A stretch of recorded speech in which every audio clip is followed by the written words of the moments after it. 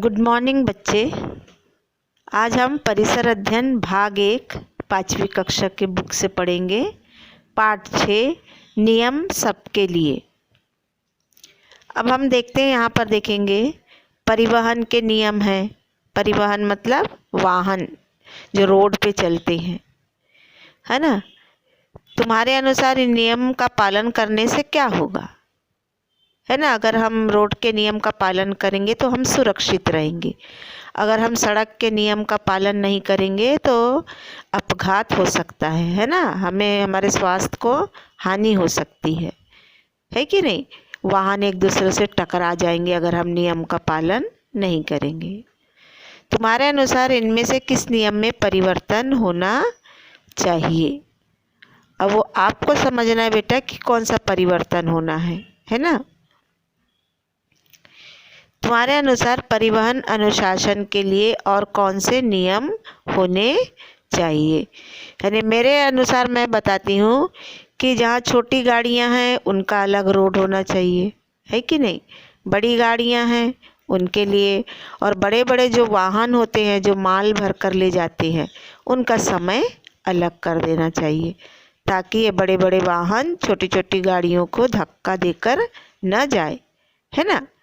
अब हम आगे चलेंगे, परिच्छेद में आएंगे, पैराग्राफ में आएंगे। परिवहन सुचारू रूप से चलाने के लिए कुछ नियम होते हैं, है ना। हम गाड़ी को बिल्कुल सड़क के बीच से लेके नहीं भाग सकते हैं, है ना। और जैसा लाल बत्ती जली है तो भी हम हमारी गाड़ी को लेके आगे नहीं जा सकते हैं, है ना। पुलिस हमको पकड़ लेती है और फिर हमसे फ़ाइन लेती है। तो इस तरह हम नियम का उल्लंघन नहीं कर सकते हैं। अगर गाड़ी चलाना नहीं आ रहा है तो भी हम गाड़ी नहीं चला सकते हैं। तो परिवहन सुचारू रूप से चलाने के लिए कुछ नियम होते हैं और हम इनका पालन करते हैं। इसी प्रकार सामाजिक जीवन में प्रत्येक व्यक्ति को जो काम करना है उसके लिए कुछ नियम होते हैं। प्रत्येक व्यक्ति का उत्तरदायित्व तथा कर्तव्य क्या है, इसके लिए नियम बनाने पड़ते हैं। नियमों का पालन करने से हमारे व्यवहार में अनुशासन का निर्माण होता है। हम अधिक क्षमता से कार्य कर सकते हैं। जैसे स्कूल के नियम होते हैं, समय पर स्कूल जाना, यूनिफॉर्म पहनकर जाना, टाइम टेबल के अनुसार बस्ते लेकर जाना, कक्षा में बात नहीं करना, बराबर होमवर्क करना, पढ़ाई करना, टीचर लोग का आज्ञा का पालन करना। तो ये सब हमारे स्कूल के नियम है और हमारा कर्तव्य है, बहुत बड़ा कर्तव्य है। साथ में एक बहुत बड़ा कर्तव्य है कि माता पिता का आदर भी करना।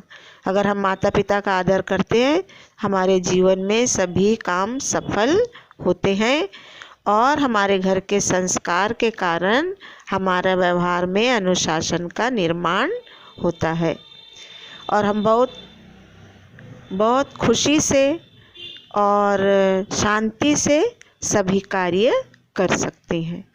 हम खुश रह सकते हैं, आनंदित रह सकते हैं जब हम नियम का पालन करते हैं। दूसरा पैराग्राफ देखेंगे, नियम सबके लिए होते हैं।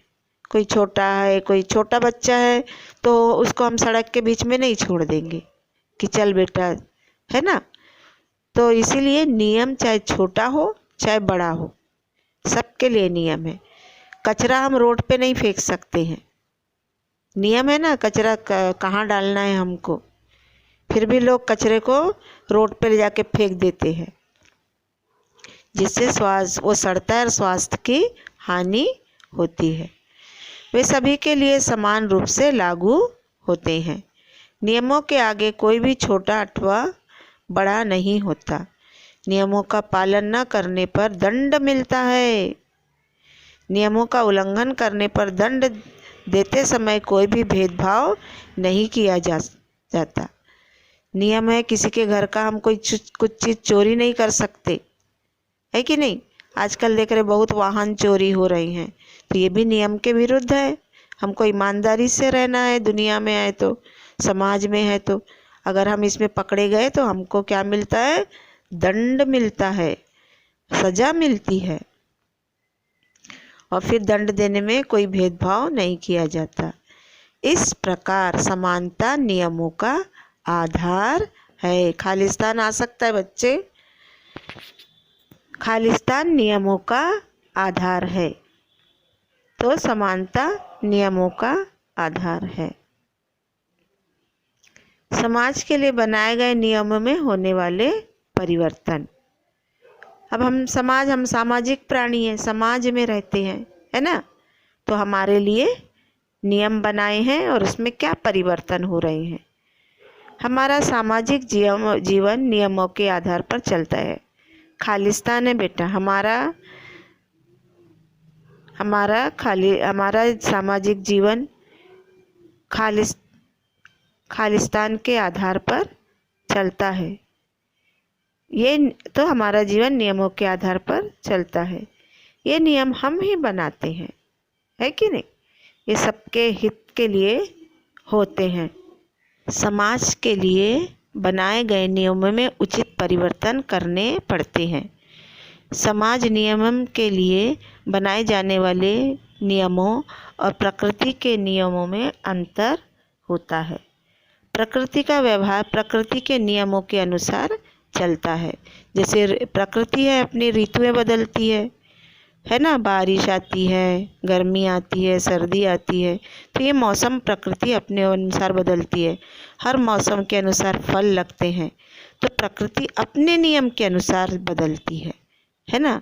तो प्रकृति के नियम हम बदल नहीं सकते। जैसे अब यहाँ बता रहा है कि सूर्य उगता है ना, अस्त होता है, ऋतु चक्र का परिवर्तन कभी भी नहीं रुकता, है ना। अभी बारिश है तो इसके बाद क्या आएगी, ठंडी आएगी, तो ये रुकेगा क्या, नहीं रुकता है। ये गुरुत्वाकर्षण बल का नियम बदलता नहीं है। समुद्र का ज्वार भाटा, चंद्रमा की बदलने वाली कलाएं, ये सभी घटनाएं प्रकृति के नियमों के अनुसार होती रहती है। प्रकृति के नियम अधिक स्थिर तथा निश्चित होते हैं। ये काल बाह्य नहीं होते, यानी ये समय से बाहर नहीं होते हैं। मनुष्य अपने नियम बदलता है, सरकार अपने नियम बदलती है, लेकिन प्रकृति अपने नियम नहीं बदलती। मनुष्य के लिए बनाए गए नियमों में परिस्थिति के अनुसार परिवर्तन करने पड़ते हैं, है कि नहीं। तो मनुष्य जो नियम बनाता है, अगर कुछ तकलीफ आ रही है, परिस्थिति कुछ सही नहीं है, तो उस नियम को बदलना पड़ता है। जब हमारा देश अंग्रेजी शासन के अधीन था, उस समय के नियम अलग थे। हमें स्वतंत्रता मिलने के बाद परिस्थिति बदली और उसके अनुसार सामूहिक जीवन के नियम बदले। हमें स्वतंत्रता मिलने के बाद परिस्थिति बदली और उसके अनुसार सामूहिक जीवन के नियम बदले। उदाहरण, जब स्वतंत्रता मिली उस समय 21 वर्ष के नागरिक को मतदान का अधिकार था। सन 1988 के बाद मतदान का अधिकार व्यक्ति को 18 वर्ष पूर्ण होने पर दिया जाने लगा। तो ये मनुष्य अपने नियम बदलता है परिस्थिति के अनुसार, लेकिन प्रकृति अपने नियम नहीं बदलती है। तो पेज नंबर 29 भी देख लेना बच्चे आप लोग, इसको सुनना और समझना, फिर मैं इसके प्रश्न उत्तर आपको भेजूंगी। गॉड ब्लेस यू बच्चे।